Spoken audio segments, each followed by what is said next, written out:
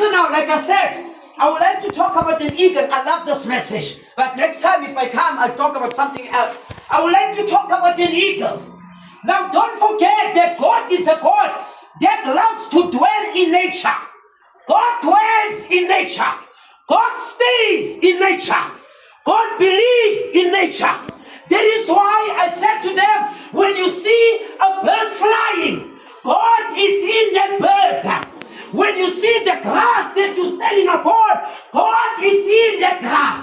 When you see the cloud, God is in that cloud. When you see the sun, God is in that sun. When you see the person next to you, God lives in a person next to you. Everything that God created, He decided to dwell in there. Now, Nadela, we have different kinds of birds.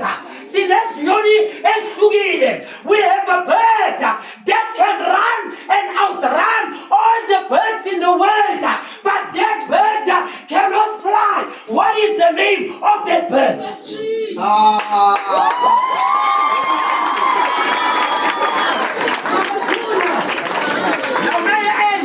Number two, we have another bird.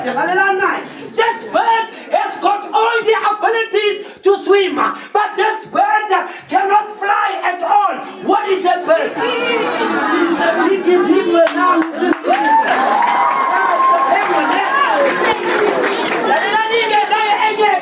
And we have this bird, listen now. This one is called the majestic king of the sky. This one is called a forward ever and a backward never. This one is called a no retreater and no surrender. This one is called a samurai. And the word samurai, it's a Japanese word. It means you fight until death strike. And this one, when it comes on air, it dominates. It takes over. What is it? Listen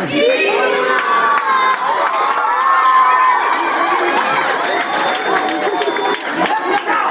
Listen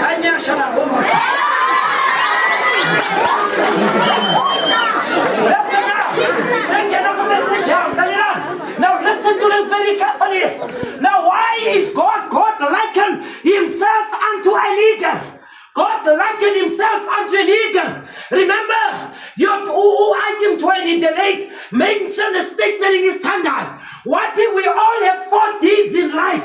What do we all have 4 D's in life? Which means your daily decision determine your destiny. Your daily decision determine your destiny. Now, God works in this way. Why did God